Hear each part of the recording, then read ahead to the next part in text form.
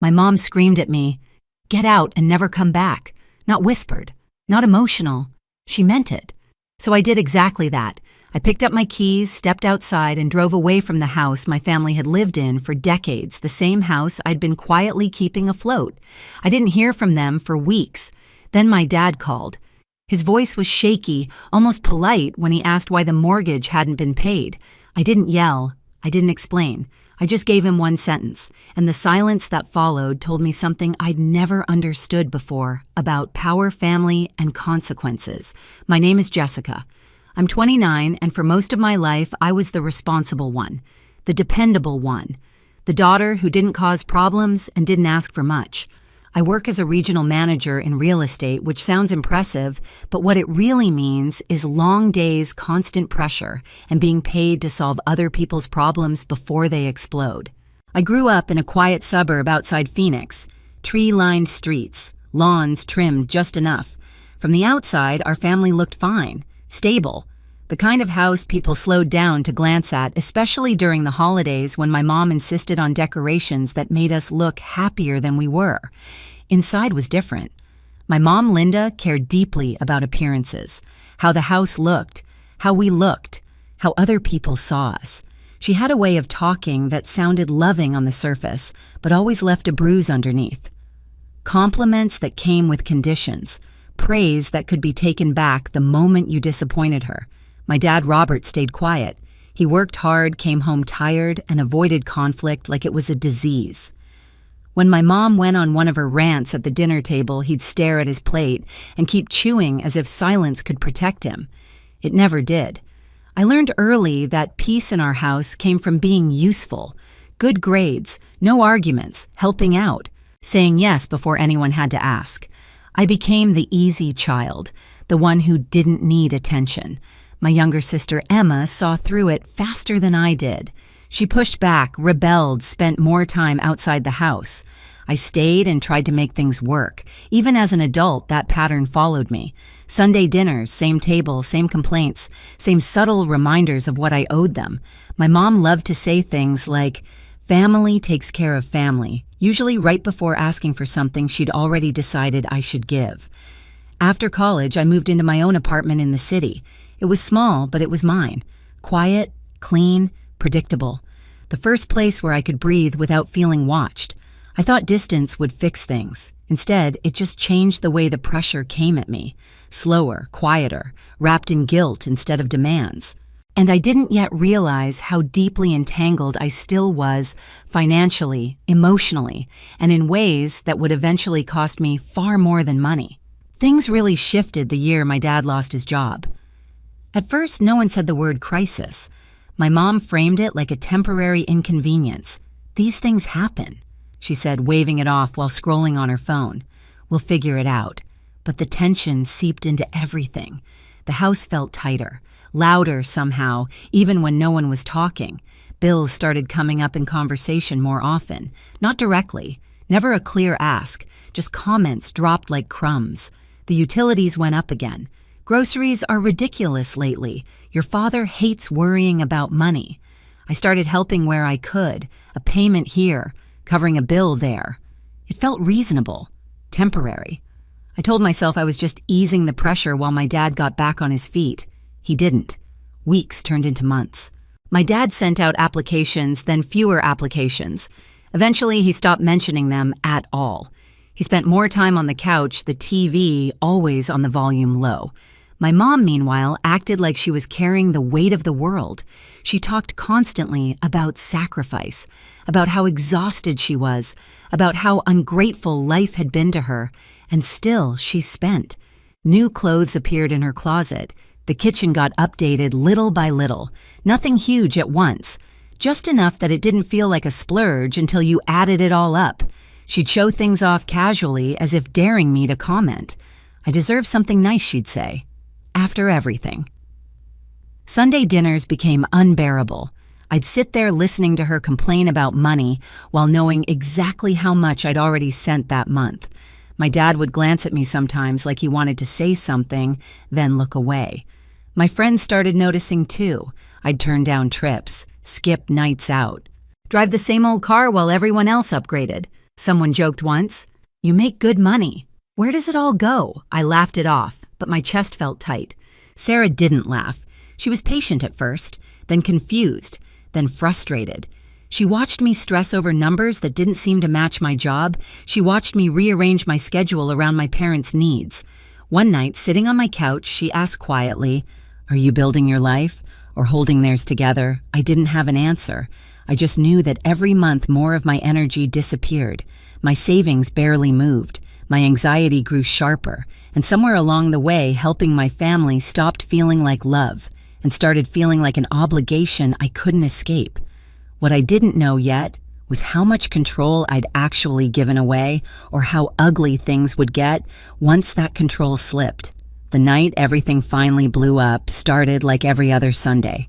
I stopped by the grocery store on the way over, even though no one asked me to. Old habit. I picked things my mom liked, things she'd comment on approvingly. When I walked into the house, the first thing I noticed was something new in the living room. Different cushions, a new rug, the kind of quiet upgrade you only notice if you've been there 100 times before. My dad was already at the table, shoulders slumped, scrolling on his phone. He smiled when he saw me, but it didn't reach his eyes. Then I saw my Aunt Brenda. She was my mom's younger sister and everything my mom claimed she wanted to be. Independent, practical, calm. She hugged me tightly and said, "It's so good to see you, Jessica. Your mom tells me you're doing amazing." I felt my mom tense behind me. Dinner was awkward from the start. My mom talked too much. My dad barely spoke. Brenda tried to fill the gaps with small talk, work, travel, normal things families talk about when they're not walking on landmines. Halfway through the meal, Brenda mentioned something she shouldn't have. She laughed lightly and said, "I'm so glad you guys got past that scare a few years ago. The house is still beautiful." The room went quiet. My mom froze. "What scare?" Brenda blinked. "You know, when things were tight after Robert lost his job. You said Jessica helped you sort it out." I felt my stomach drop. My mom slowly turned toward me. Her smile didn't reach her eyes. "Jessica," she said. "What is she talking about?" I tried to keep my voice steady. "It's not what you think." But it was too late. Something had already cracked. "So you've been telling people we couldn't handle our own lives," she snapped, making us sound helpless. I wasn't. "You went behind our backs," she cut in, her voice rising. "You made decisions about this house without us." I stood up, my hands shaking. "You were weeks away from losing it."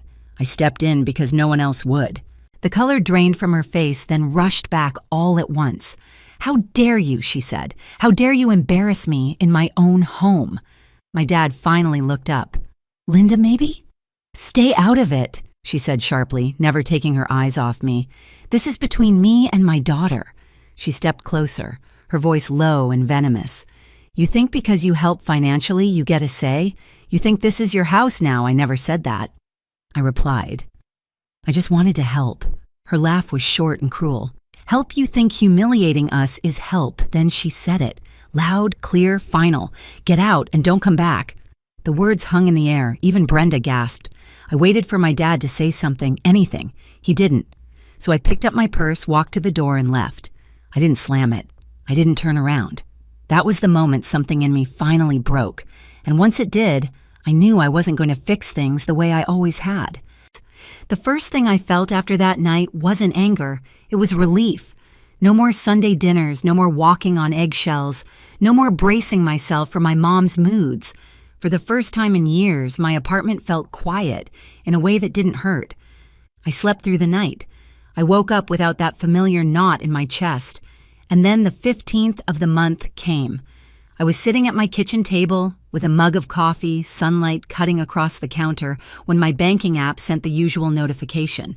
The same payment, the one that had gone out every month for years without fail. I stared at it for a long moment. No dramatic music, no racing heart, just clarity. I opened the details, scrolled once, and canceled the recurring transfer. The screen asked me to confirm. I didn't hesitate. When it was done, I closed the app and finished my coffee. That was it. I didn't announce it. I didn't warn anyone. I simply stopped doing what I'd never been thanked for. A week passed. Then another. My phone stayed quiet. By the third week, the messages started. First from my dad. Short, careful. "Hey kiddo, Hope you're okay." I didn't respond. A few days later, "We're having some trouble with the online account. Can you help?" Still nothing from me. Then came the call. I let it go to voicemail, but I listened later.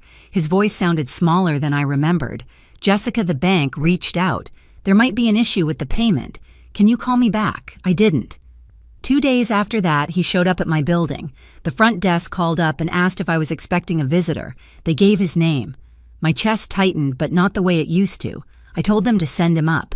When I opened the door, my dad looked worn down. His shoulders sagged. His clothes were rumpled. He smelled faintly of old coffee. He tried to smile when he saw me, but it fell apart halfway through. "Thank God," he said. "We've been trying to reach you." I stepped aside and let him in. He sat on my couch and rubbed his hands together like he was cold. "Your mom's been upset," he said. "She didn't mean what she said. You know how she gets when she feels cornered." I stayed standing. "Dad," I said, "why are you really here?" He swallowed. "The mortgage." There it was. He looked up at me, eyes red. "The payment didn't go through. The bank sent notices. We don't understand what happened." I crossed my arms, not defensively, just to keep myself steady. "You do understand," I said. "You just don't like the answer." He shook his head. "You can't just stop, not like this." I finally sat down across from him. "Actually, I can." And I did. Silence filled the room. "Jessica," he said slowly, "your mother is scared." I let out a short breath. "She wasn't scared when she told me to get out and never come back." He looked down. "She was angry." "She was clear," I replied. He wiped his face. "We're family. We help each other." I nodded. I did. For years. That was when I said it out loud. Not emotionally, not as an accusation, just facts. I told him how long I'd been covering the largest bill tied to the house, how it started as a temporary fix, how it became permanent, how I rearranged my life around payments and emergencies and quiet transfers labeled things like payments and bills, how I skipped trips, put off plans, lived smaller than I needed to. He stared at me like he was hearing a foreign language. "We didn't know," he said weakly. I shook my head. "You knew someone was paying. You just didn't ask who." His eyes filled with tears. "We're going to lose the house." I leaned back. "That's a possibility. You can't let that happen," he said. "Your mother won't survive it." I felt something cold settle in my chest. Not cruelty, finality. Dad. I said I already lost something. I lost my place in this family the night she kicked me out of a house I was helping keep. He opened his mouth, then closed it again. "What do you want us to do?" he asked. For the first time, I said softly, "Figure it out yourselves." He started crying then, not quietly. His shoulders shook. He begged. He promised things would change, that my mom would apologize, that she'd finally appreciate me. I listened. I really did. And then I said the one sentence that ended the conversation. "I'm not paying anymore." I didn't raise my voice. I didn't justify it. I didn't argue. I stood up and opened the door. He walked out slowly like he was carrying something heavy he couldn't set down. After he left, my phone lit up. Message after message. From my mom. Apologies, pleas, promises. I didn't read them all. I didn't need to. A few days later, I drove past the old house on my way to work. There was a notice taped to the door. My mom stood inside watching the street like she was waiting for a miracle. I didn't stop. And in that moment, I felt something I hadn't felt in years. Peace. Not the loud, triumphant kind. The quiet kind that comes when you finally stop saving people who never planned to save themselves. The fallout didn't come all at once. It arrived in pieces. First, the calls stopped. Then the texts slowed down. Apologies turned into questions. Questions turned into silence. I heard through relatives that my parents had to make adjustments. Smaller place, fewer extras, real conversations they'd avoided for years. I didn't feel victorious. I felt lighter. My apartment changed too. Not physically, but emotionally. Mornings were quieter. My coffee tasted better when I wasn't calculating someone else's bills in my head. I started sleeping through the night again. No more jolting awake, heart racing, wondering what crisis was coming next. Sarah noticed before I did. We started talking again, slowly, carefully. She told me I seemed present in a way I hadn't been before. Like I was finally standing in my own life instead of hovering on the edges of someone else's. We took walks, cooked dinner, planned small things without guilt attached. Work felt different too. I was still busy, still stressed sometimes, but the stress belonged to me. It had edges. It ended when I closed my laptop. My mom sent messages now and then, short ones, apologies wrapped in regret. I didn't respond. Not out of anger, but because answering would pull me back into a conversation I'd already finished. I learned something in those months. Boundaries don't have to be loud to be firm. Walking away doesn't mean you didn't care. And letting people face the consequences of their choices isn't cruelty, it's honesty. For the first time, my money was mine. My time was mine. My peace was mine. And nothing they said after that changed any of it. Some people think family means endless sacrifice. I learned the hard way that real family doesn't survive on guilt control or silence. Walking away didn't make me heartless. It gave me my life back. If this story hit close to home, if you've ever been forced to choose between keeping the peace and keeping yourself, you're not alone. Share your story in the comments. And if you want to hear more real family drama stories like this, hit subscribe so you don't miss the next one.